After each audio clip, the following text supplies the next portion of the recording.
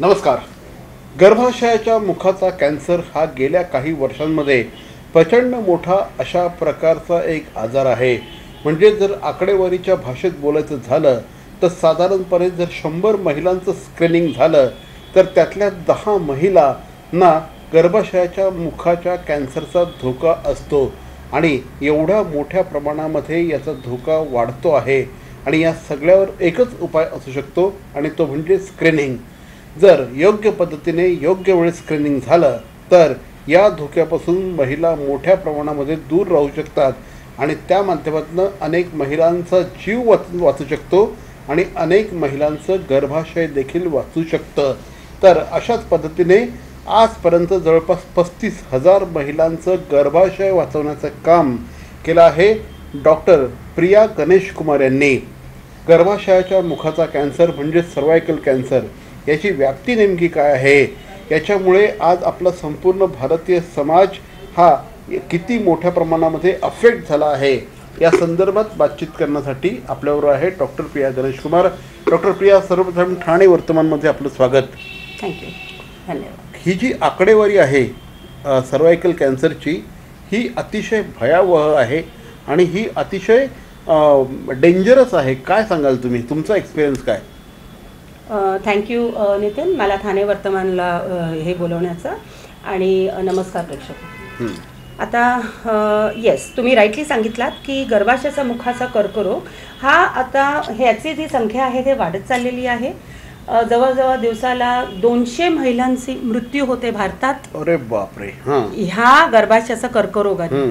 आणि जवळजवळ 7 ते 8 मिनिटात एक बाईची मृत्यू होते कॅन्सरची. प्रत्येक 7 ते 8 मिनिटात. येस. आणि ज्यामुळे ह्याची संख्या वाढत चाललेली आहे. आता ॲज पर ग्लोबकॉन 2022 पूर्ण म्हणजे ॲन्युअल रिपोर्टमध्ये समजा आपण बघितलं 79,000 महिला ह्या गर्भाशयाच्या कर्करोगाने मृत्यू पावत आहेत. तर ह्याच्यावरती उपाय म्हणजे ही जी कॅन्सर आहे, जर का त्याची हे प्रचंड वाढ आहे हे सगळं तर मान्य आहे, पण ह्याच्यावरती उपाय सोपी आहे. हां, मला एक्झॅक्टली त्याच्याचकडे यायचं होतं. ते उपाय तर आपण नंतर जाऊया. पण आज एवढी प्रचंड मोठ्या प्रमाणामध्ये ही आकडेवारी आपल्याला दिसते आहे. ओके, म्हणजे तुम्ही तर याच्यातल्या मॅडम या क्षेत्रातल्या जागतिक स्तरावर मॅडमचं नाव आहे आणि त्यांनी या क्षेत्रामध्ये प्रचंड मोठं काम केलेलं आहे. आजवर असंख्य महिलांना त्यांनी या कॅन्सरपासून वाचवलेलं आहे. मॅडम, मला सांगा की काय साधारणपणे लक्षणं आढळून येतं त्याच्यामध्ये, की काय झालं म्हणजे महिलांनी डॉक्टरकडे धाव घ्यायला पाहिजे? तर लक्षणं म्हटल्यावर सर्वायकल कॅन्सरचं लक्षणं असतात साधारण सफेद पाणी. पण आता सफेद पाणी तर सगळ्यांना होतं, मग सगळ्यांनी पळायची गरज नाहीये. लालसर पाणी जाणं किंवा 2 रक्तस्रावामध्ये मध्ये रक्तस्राव होणं किंवा ज्यांची पाळी संपलेली आहे, जसं मिनोपॉज होतं त्यानंतर त्या बाईंना परत रक्तस्राव होणं किंवा संबंध ठेवतं शारीरिक संबंध आल्यानंतर आलेल्या ज्या सफेद किंवा लालसर पाणी असतं तेही एक लक्षण असतं. पण सगळ्यात महत्वाचं कारण आहे ह्याचं आहे HPV. ह्याचा संगणक आहे ह्युमन पॅपिलोमा व्हायरस. ह्या व्हायरसामुळे ह्या कॅन्सर्स होतात. तर समजा व्हायरस आपल्याला आढळून आल्या स्क्रीनिंग मध्ये आणि ते परसिस्टन्स असलं तर आपल्याला नक्की डॉक्टरांकडे जावं लागणार आहे. सोबत आपल्याला हे आणखीन एक महत्वाची गोष्ट, सगळ्या सर्वायकल कॅन्सर्सना लक्षणं नसतात. बरोबर. जवळजवळ अर्धे लोक म्हणजे 50% ह्यांना सिम्पटमच नाहीये. त्या बाईला वाटतं की मला काही झालेलं नाही, आय एम फ्रेश. आणि नंतर आम्ही जेव्हा चेकअप करतो त्यावेळेला कॅन्सर हे आढळून येतात, त्याला सिम्पटमच नाही. अक्षरशः ज्यावेळेस पहिल्यांदा असं काहीतरी समजतं त्यावेळेस घर पूर्णपणे हवालदिल झालेलं असतं. करेक्ट आहे. आणि पण मग आता याचं जे स्क्रीनिंग असतं, तुम्ही म्हणाला त्याचं स्क्रीनिंग व्हायला पाहिजे. तर याचं स्क्रीनिंग नेमकं कशा पद्धतीने होतं, ते काय होतं, कुठे होतं? तर WHO वर्ल्ड हेल्थ ऑर्गनायझेशननी ह्याचं एक सुंदरसं आपल्याला अल्गोरिदम दिलंय. 90-70-90. ओके, 90% आता मी काय सांगितलं की ही जी व्हायरस आहे ह्याचं कारण आहे कारणीभूत आहे एक virus, human papilloma virus. Virus आहे मग साहजिकच त्याच्यावरती टीके आहेत, वॅक्सिनेशन आहेत. तर 90% आपण जेव्हा कव्हर करतो 9 ते 14 वर्षाच्या मुलींना आपण किंवा मुलांना पण सुद्धा ओके 2 खेपेत इंजेक्शन दिली जाते 6 महिन्याचं अंतर. म्हणजे हा जो आजार आहे मुलांना सुद्धा होऊ शकतो एचपीव्ही. याचं एचपीव्ही मध्ये नॉट इव्हन सर्वायकल कॅन्सर, गुदद्वाराचा cancer, anal cancer, oropharyngeal cancer, penile लिंगाचं जे कॅन्सर असतं ना पिनाईल कॅन्सर हे पण होऊ शकतो. अरे बापरे. हे जे एचपीव्ही आहे हे 150च्या वरती स्ट्रेन्स आहेत ह्याचे. त्यातल्या त्यात 14 किंवा 15 अशा हाय रिस्क स्ट्रेन्स आहेत. त्यातही 16-18 हे सगळ्यात हाय रिस्क. जेव्हा आम्ही स्क्रीनिंग करतो तेव्हा आम्हाला ह्याचं सगळं आढळून येतात. तर आता 90% आपण वॅक्सिनेशन देतो. समजा आपण समजा ती 9 to 14 इयर्स 9 ते 14 वर्ष हे झालं त्याच्या वरती पण आपण देऊ शकतो. जवळजवळ 45 वयाच्या बायकापर्यंत वॅक्सिनेशन घेऊ शकतात. फक्त त्याला 3 डोसेस. ओके. 15 to 45 इयर्स मध्ये 3 डोसेस. आणि ह्या जे वॅक्सिनेशन असतं हे सगळीकडे अवेलेबल असतं. It is there everywhere. पण एव्हरीवेअर पेक्षा आता मी फॉक्सीची ऑन्कोलॉजी कमिटी चेअरपर्सन पण आहे. आम्ही आता महिला कवच केंद्र असं आणतोय. आपली जी सेंटर आहे ही पण फॉक्सी रिकॉग्नाइज्ड महिला कवच केंद्र आहे. तर तिथे वॅक्सिनेशन अवेलेबल आहे. हा झाली ही भाग झाली स्क्रीनिंग. बरोबर. एकच मिनिट फक्त तुम्हाला थांबवतो. मॅडम या फॉक्सीच्या चेअरमन आहेत आणि ही जी संस्था आहे ही या क्षेत्रात काम करणारी जागतिक स्तरावरची अतिशय मान्यता प्राप्त अशा प्रकारची संस्था आहे. पण थोडक्यात फॉक्सीविषयी सांगा आणि तुम्ही तिथे काय काम करता ते सांगा. सांगते. सो फॉक्सी म्हणजे federation of obstetric gynaec society of India. हे जी ऑर्गनायझेशन ही संस्था आहे ह्या आपल्या भारतातली संस्था आहे आणि त्यात सगळ्या जेवढ्या आपल्या गायनेकोलॉजिस्ट आहेत स्त्रीरोग तज्ञ आहेत हे सगळे ह्याचे मेंबर्स आहेत. तर त्या ऑर्गनायझेशनमध्ये जवळजवळ आता 48,000 गायनेकोलॉजिस्ट आहेत. आणि हे पूर्ण म्हणजे त्या भारत लेवलमध्ये कंट्री लेवलमध्ये हे काम करणारी संस्था आहे. आणि मी आता त्यात इंडियामध्ये तर मी ऑन्कोलॉजी कमिटी ह्यात कमिट्याच असतात. तर कॅन्सरची जी कमिटी आहे ऑन्कोलॉजी कमिटी मी त्याची चेअरपर्सन आहे. हा तर आम्ही ह्यातून पण जनजागृती करतो मग डॉक्टर्सना ट्रेनिंग देतो बरेच कामं करतो ह्या. राईट. तर ज्या वेळेस एकदा सपोज स्क्रीनिंग केलं तुमच्याकडे माझ्या मते कॉल्पोस्कोपीने स्क्रीनिंग केलं जातं त्याविषयी थोडंसं सांगा. आता 90% आपण सांगितलंय. आता लेट्स टॉक अबाउट 70%. 70% महिलांचं स्क्रीनिंग व्हायला पाहिजे. कुठल्याही एका क्षेत्रात घेतलं की 70% महिलांनी स्क्रीनिंग करायला पाहिजे. आता ही स्क्रीनिंग काय आहे? स्क्रीनिंग हे HPV स्क्रीनिंग आहे. त्याचं 3 प्रकारे स्क्रीनिंग असतात. एक तर तुम्ही पॅप टेस्ट हे तर सगळ्यांना माहित आहे. तर पॅप टेस्ट समजा आपण केलं तर 25 इयर्सच्या महिलांपासून सुरू होते. दर 3 वर्षात आपण एकदा पॅप टेस्ट काय आहे? सेल्स आपण मायक्रोस्कोप मध्ये बघतो ही पॅप टेस्ट सायटॉलॉजी टेस्ट म्हणतो त्याला. नेक्स्ट टेस्ट आहे ते सगळ्यात उत्तम टेस्ट आहे इज HPV. डायरेक्ट HPV बद्दलच बोलतो ना तर HPV डिटेक्ट करतो स्क्रीनिंग मध्ये त्याला HPV टेस्ट म्हणतात. ती जी टेस्ट केली की दर 5 वर्षात एकदा महिलांनी ते चेकिंग करायला पाहिजे. बरोबर. राईट. ओके. तर ह्या संदर्भातले जर का तुम्हाला आकडेवारी सांगायला गेलं तर मॅडमनी आत्तापर्यंत 48,000 कॉल्पोस्कोपी केलेल्या आहेत आणि एक जागतिक विक्रमसुद्धा मॅडमच्या नावावर आहे. म्हणजे हा जागतिक विक्रम काय आहे तर एका दिवसामध्ये ठाणे जिल्ह्याच्या ग्रामीण भागामध्ये विशेषतः आदिवासी भागांमध्ये मॅडमने 3,000 महिलांचं त्यांच्या 50 सहकाऱ्यांसह स्क्रीनिंग केलं होतं. म्हणजे प्रॉपर त्यांची कॉल्पोस्कोपीने या महिला ना सर्वायकल कॅन्सर आहे अथवा नाही, गर्भाशयाच्या मुखाचा कॅन्सर आहे अथवा नाही, अशा 3,000 महिलांचं एका दिवसामध्ये त्यांनी स्क्रीनिंग केलं होतं. आणि मॅडमचं आणखी एक वैशिष्ट्य सांगायचं झालं तर हे जे साईनिवास हेल्थ केअर आहे, साईनिवास हॉस्पिटल आहे, हे 2005 सालापासून सुरू झालं. 2005 सालापासून गेल्या 20 वर्षांमध्ये आत्तापर्यंत 48,000 कॉल्पोस्कोपी त्यांनी केलेल्या आहेत. आणि त्यांनी ट्रेंड केलेलं आणि त्यांनी एक असं मोठं जाळं म्हणजे कसं आहे ना की जास्तीत जास्त महिलांचं स्क्रीनिंग व्हायला हवं या दृष्टिकोनातून मॅडमने आजपर्यंत अनेक डॉक्टर्सना ट्रेनिंग दिलेलं आहे. आणि ह्या ट्रेनिंगच्या माध्यमातून आत्तापर्यंत त्यांचे 60पेक्षा जास्त units all over Maharashtra, all over India आहेत आणि या माध्यमातून खूप मोठ्या प्रमाणामध्ये महिलांचं स्क्रीनिंग सुरू आहे आणि मी सांगितलं त्या पद्धतीने आजवर जवळपास 35,000 महिलांचा जीव त्यांनी वाचवला आहे, महिलांचा गर्भाशय वाचवला आहे. हे एवढं प्रचंड मोठ्या प्रमाणात हे मॅडमचं काम आहे. मॅडम मला सांगा की हा जो तुम्ही विश्वविक्रम केला होता त्याविषयी थोडंसं सांगा.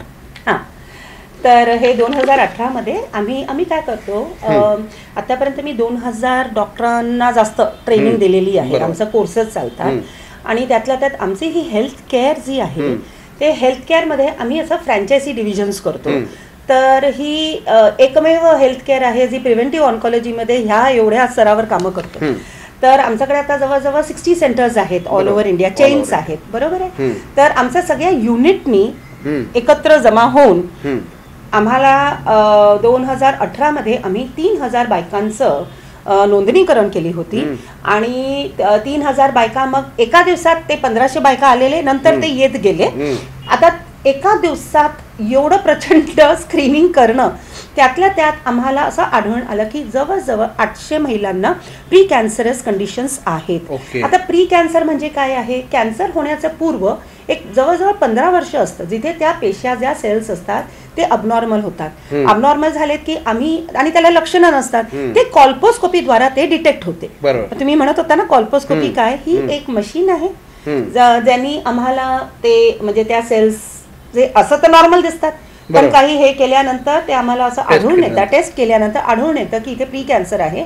प्री कॅन्सर म्हणजे कॅन्सरचे पूर्व, आणि त्याला आम्ही मग ट्रीटमेंट करतो. ते मग थर्मल ॲब्लेशन, लीप अशा असं हे ओपीडी बेस्ड प्रोसिजर असतात. ह्याला ऍडमिशनची गरज नाही, याला युट्रस काढायची गरज नाही, गर्भाशय काढायची गरज नाही, तेवढ्या भागापुरताच त्याची ट्रीटमेंट होऊन जाते.